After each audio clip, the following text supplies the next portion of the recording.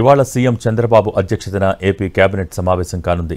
సచివాలయంలో జరిగే ఈ భేటీలో పలు కీలక అంశాలను చర్చించి ఆమోదం తెలపనుంది.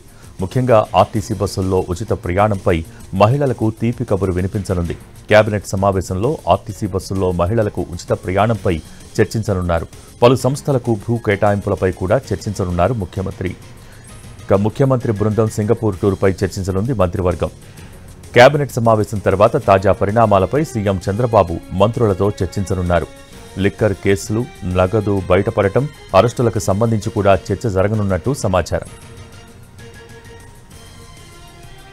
కొత్త రేషన్ కార్డుల జారీకి ఆమోదం తెలపనుంది కేబినెట్. ఫ్రీ హోల్డ్ భూముల్లో జరిగిన అక్రమాలపై సబ్ కమిటీ ఇచ్చిన నివేదికపై మంత్రి మండలిలో చర్చించనున్నారు. అలాగే పలు సంస్థలకు భూ కేటాయింపులపై చర్చించనున్నారు.